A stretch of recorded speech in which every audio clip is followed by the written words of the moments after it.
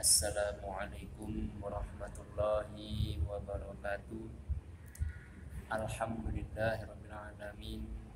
Wassalatu wassalamu ala asrofil anbiya'i wal mursalin wa ala alihi wa ashabihi rasulillahi kulluhum ajma'in. Rabbis shrahli sadri wa yassirli amri wahlul 'uqdatam min lisani yafqahu qawli. Allahumma ilahana anta maqsudana wa rabbaka matlubana a'tina mahabbatika wal ma'rifatik birahmatika ya arhamar rahimin. Sahabat Rinaldi Kuswara, viewers rahimakumullah, kita melanjuti kajian kita di dalam kitab Ad-Durrus Samin karangan Sayyidi Syekh Daud Ibn Fatoni pada halaman 5 yang pertengahan. Ketahuilah olehmu, ya, maka ada manusia itu beberapa pangkat pada iman itu. Ada kalanya dengan taklid, ada kalanya arif, ya. Ada kalanya iman seseorang itu taklid dan ada kalanya iman seseorang itu arif. Taklid itu pengikut, mengikut kepada seseorang ataupun guru, sedangkan arif itu ia mengenal. Namun ada juga penjelasan, ya, penjelasannya, maka orang yang taklid itu yaitu i'tikad yang jazim lagi mawafik bagi hak yang keluar daripada hatinya, lagi membenarkan dia barang yang dikhabarkan dia dengan ketiadaan dalil, ya.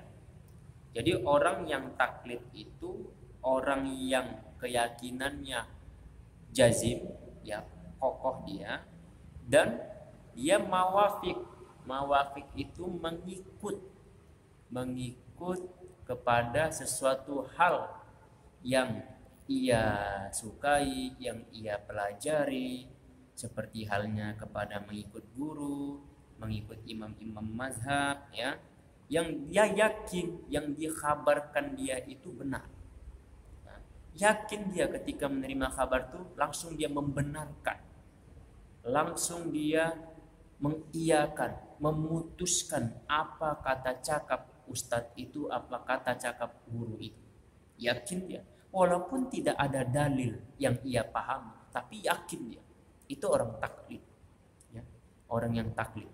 Namun dalam taklid ini ada yang berhasil dan ada yang gagal. Ada orang yang taklid buta, yang tidak sepakat dengan kebenaran. Ada juga orang yang taklid tapi dia sepakat kepada yang benar, mengikuti jalur yang benar. Jadi bahayanya taklid ini, bisa seseorang itu terjerumus dia kepada hal-hal yang bagaimana keyakinannya itu bisa rusak. Namun kalau misalkan dia belajar, terus belajar kepada guru, memahami akan dalil, maka dia akan menjadi arif. Penjelasannya, ya. Jadi orang yang taklid itu orang yang menerima dan sepakat kepada sesuatu hal yang ia sukai dan ia pelajari, ya, walaupun tidak ada dalil dan burhan. Dan maka yang arif itu ada kalanya i'tikad itu jazim, ya, lagi mawafik barang yang pada Allah serta dengan dalil. Orang yang arif itu orang yang jazam, ya, orang yang jazim lagi mawafik, sepakat dia kepada barang yang pada Allah. Maksudnya apa yang yang Allah berikan ke dalam rongga dadanya itu, ya, dia mampu menerima isyarat-isyarat yang Allah berikan kepadanya dan diputuskannya dengan adanya dalil, ya, dan burhan, sehingga dia mampu mentafsirkan, bahkan mampu memutuskan, dan bahkan dia mengenal kepada Allah, ya. Inilah pada kebanyakan ahli zahir, dan ada kalanya i'tikad itu jazim, lagi mutabaqah dengan hak, lagi mustaqorin dengan didapatnya dengan wajib, dan dengan ketiadaan berkehendak kepada dalil.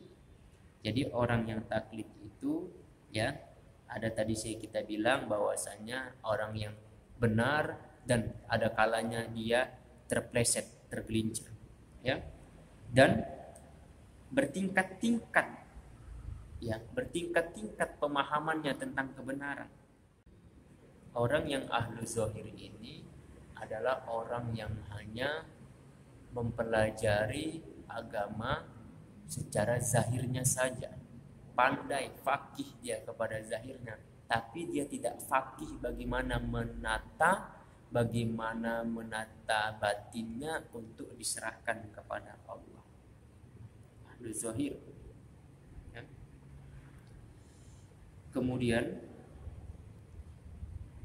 dan orang yang arif itu orang yang mustaqim, yakni stabil, bahkan naik imannya, karena dengan kesungguhan mujahadah, riyadhah untuk membina batinnya itu, sehingga dia dapati kasih sayang Allah terhadap dirinya, ya. Dan pada saat itu terkadang orang itu tidak dengan berkehendak kepada dalil, namun keluarlah kalam-kalam hikmah yang ada di bibir, yang di lisannya, ya. Namun bukan berarti ia melanggar dalil, bukan.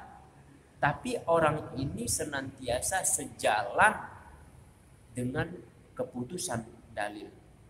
Karena orang yang arif ini, ia belajar dari dasar, ya, dari taklid, dia mempelajari dalil, sehingga orang ini sampai kepada maqam arif billah, ya, dan burhan. Maka inilah iman ahlul khawas, ya, orang yang khusus, dan ada kalanya iman itu sebab syuhud dan tajalli akan tajalli Tuhannya, ya.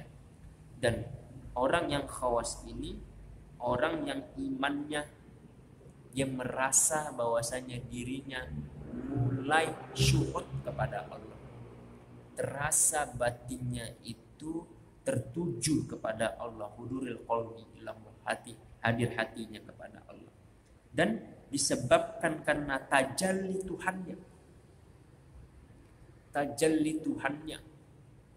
Allah menampakkan keagungannya di dalam dirinya, Allah menampakkan fauqa, pancaran nurnya ke dalam diri seorang hamba, maka jelaslah hamba itu akan suhud, sehingga mata hatinya terang, ya, terang mata hatinya, dan melihat bagaimana isyarat-isyarat dan keagungan, keesaan Allah Subhanahu wa taala di dalam dirinya, ya. Maka jadi hapus padanya itu wujud yang lain, maka Allah jua yang maujud. Maka pada saat itu ketika Allah tajalli di dalam diri seorang hamba, maka akan sirnalah keakuan seorang hamba, ya. Tidak ada wujud lain yang maujud di dalam dirinya kecuali Allah Subhanahu wa taala yang bersemayam di dalam keakuannya, ya. Maka tiada ada sertanya sesuatu seperti yang disebutkan pada hadis, kana Allah wala syai'in ma'ahu wa huwa al'ana kama kana alaihi. Adalah Allah maujud. Allah maujud, dan tiada ada sertanya itu suatu, ya. Allah maujud, Allah tajalli. Allah tajalli. Tajalli itu adalah bagaimana proses akhir seorang hamba di dalam dunia tasawuf, di dalam mata pelajaran thariqah, dan di dalam ilmu sufi, untuk mengkokohkan seorang hamba itu telah sampai atau tidaknya kepada Allah. Dan tajalli itu adalah suatu hal yang luar biasa yang diterima seorang hamba, sehingga hamba itu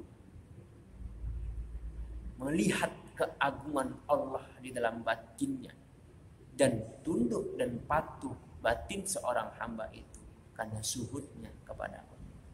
Ya, itu mungkin. Dan tiada sertanya itu suatu, yaitu sekurang seperti barang yang ada dahulu atasnya. Barang yang dahulu atas seorang hamba, yakni ruh. Ruh dahulunya pernah ia bersaksi kepada Allah, alastu bi rabbikum, qalu bala syahidana antakulu yaumal qiyamati inna kunna an hadza ghafilin. Ketika roh itu ditanya, benarkah aku ini Tuhan? Roh itu menjawab, qalu bala syahidana, benar ya Allah, engkau Tuhan kami. Nah, momen inilah yang akan terjadi lagi. Momen seperti inilah yang akan terulang kembali di dunia ini bila mana Allah tajalli kepada seorang hamba. Permasalahan kenapa momen seperti itu tidak pernah terjadi lagi?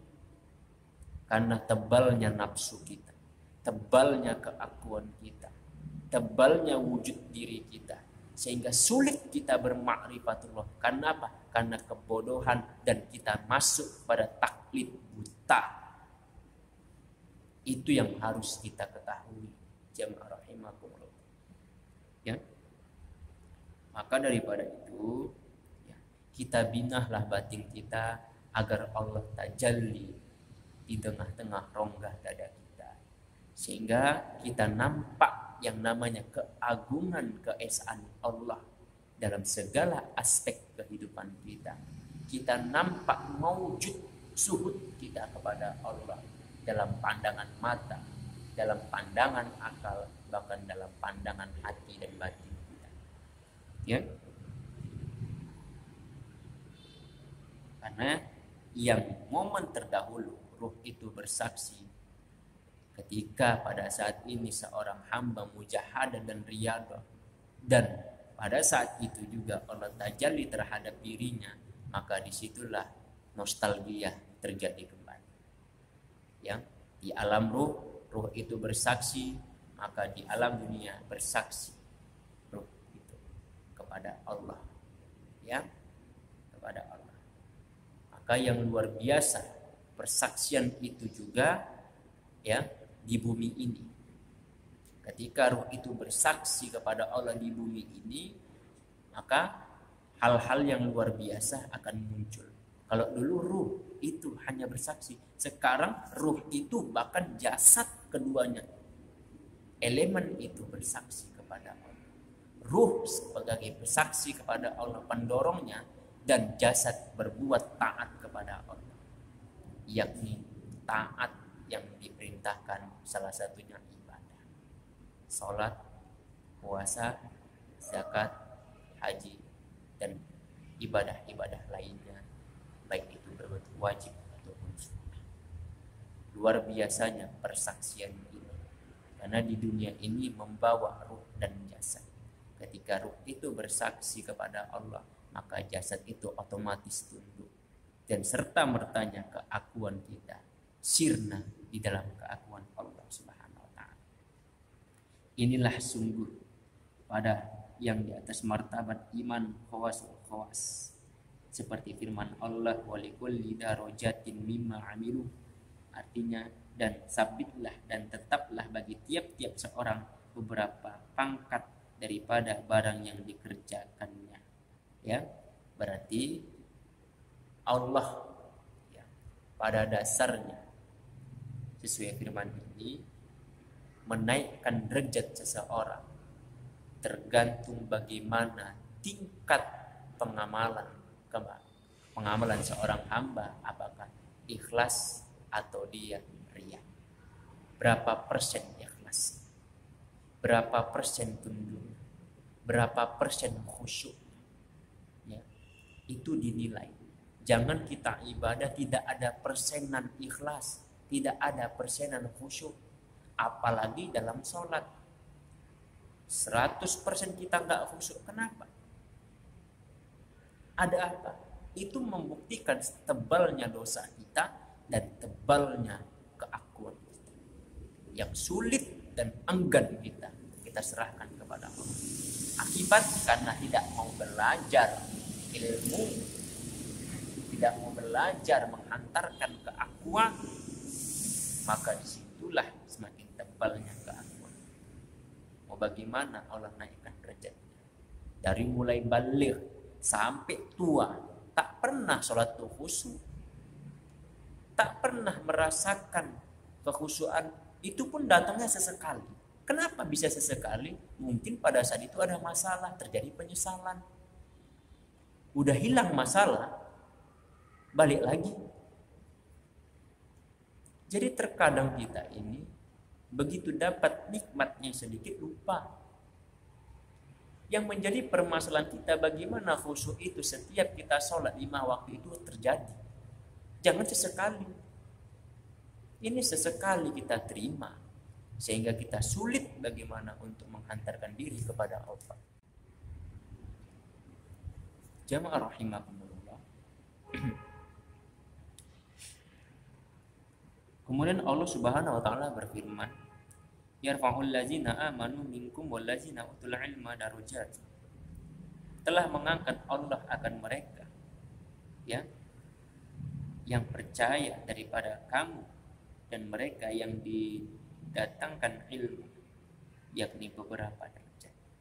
Jadi orang yang dinaikkan derajat oleh Allah Subhanahu wa taala orang yang beriman dan berilmu. Iman dituntut bagaimana kita percaya kepada Allah. Ya. Sedangkan bukti iman itu harus ada praktikum ibadah. Keputusan praktikum ibadah itu ada di dalam keputusan itu. Jadi orang yang taklid terkadang diperintahkan dia ibadah kepada gurunya, jazim dan mawafik dia tanpa ketidakandalil dalil padanya, maka orang ini benar kalau pengajarannya itu benar. Namun kalau salah, maka dia akan terpleset dalam kesalahpahaman. Tapi orang yang orang yang ia belajar diperintahkan gurunya, diperintahkan syekh, diperintahkan mursyidnya untuk bagaimana ia mengamalkan apa yang diperintahkan, kemudian sepakat dia menerima dia dengan lapang dada, ridho terhadap apa yang diberikan gurunya, bahkan dipelajari dengan dalil-dalil yang ada, mencari bagaimana keputusan yang ada dalam ranah ilmu. Inilah orang yang arif. Dan orang ini insya Allah tidak mudah terpleset, bahkan kokoh imannya. Dan ketika dia memberikan keputusan atas isyarat kawan atau isyarat para muridnya, ataupun isyarat dari ilmu-ilmu yang ada, insya Allah akan terjadi yang namanya kebenaran dalam lisan. Ya, walaupun ia menyampaikan itu tidak dengan memperbanyak dalil, tetapi kalam hikmahnya, lisannya mengandung keputusan dalil. Ya, maka kita dituntut untuk menjadi orang arif agar Allah menaikkan derajat kita. Ya, kemudian firman Allah, wallahu subhanahu wa ta'ala fawqa ma'rifatil arifina a'la bin wusufil wasifaini wala yuhituna bi ilma. Bermula Allah Subhanahu wa ta'ala itu di atas pengetahuan orang yang arif. Allah Subhanahu wa ta'ala di atas pengetahuan orang yang arif. Maksudnya orang arif itu peka dia kepada Allah. Orang arif itu sudah mampu bagaimana ia menerima sifat ilmu yang Allah berikan ke dalam rongga dadanya. Dan terkadang orang arif itu ia belajar kepada yang maha hidup, Inilah yang disebut dengan keputusan ilmu laduni. Belajar awalnya ia kepada yang mati, belajar dia kepada kitab. Namun ketika Allah tanam ya, hikmah di dalam rongga dadanya, maka ia belajar kepada yang maha. Inilah orang-orang yang memiliki ilmu laduni. Bukan kesaktian saja, karena kesaktian itu adalah jebakan. Karena kekuatan itu adalah bagaimana memanipulasi terkadang iman kita. Tetapi keputusan yang hak atas dasar ilmu, penjelasan, dalil, kemudian keputusan isyarat, itulah yang sebenar-benarnya ilmu laduni. Bukan kesaktian tahan bacot, pegang bara, bukan kebal ditembak, bukan. Tetapi adalah ilmu laduni, adalah Allah tanam ke dalam jiwa seorang hamba untuk mampu ia memberikan penjelasan tentang bagaimana keesaan Allah, tentang bagaimana orang itu harus secara totalitas mujahadah dan riyadah kepada Allah, sehingga ia mendapatkan tajalli dari Allah. Itulah ilmu laduni, ya. Dan orang arif itu terlebih tinggi daripada ia barang yang memperikan. Jadi orang arif itu sudah mulai dia sirna keakuan, tidak lagi merasa. Ya. Kalau rasa takut, rasa muraqabah, rasa berharap, itu masih rasa. Mulai ia memang sampai kepada tingkat arif. Namun itu orang itu ya belum sampai kepada tingkat tajalli yang sempurna. Hanya saja itulah modal yang harus diterima seorang hamba, namanya tahalli.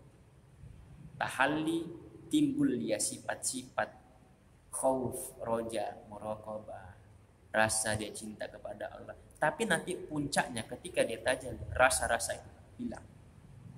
Yang nampak kepada dia adalah ahadiyah Allah, ya, hawiyah kediaan Allah, inniyah keakuan Allah. Itu yang nampak nanti di dalam suhud. Tapi kalau masih merasa, itu belum. Namun itulah proses jalan tahap dan tingkat awal, ya. Karena orang arif itu lebih tinggi daripada orang yang merasa. Dan ketika merasa, rasa itu hilang, maka disitulah mulai terjadi tajalli, ya, fana bil sifat, fana bil asma, fana bil zat. Dan tiada dapat meliputi, ya, dapat meliputi dengan dia pengetahuan. Karena pengetahuan orang arif itu dalam kekuasaan Allah. Ana imtazoni abdi wa ana ma'ahu zakaroni fa in zakaroni fi nafsihi zakartu fi nafsi.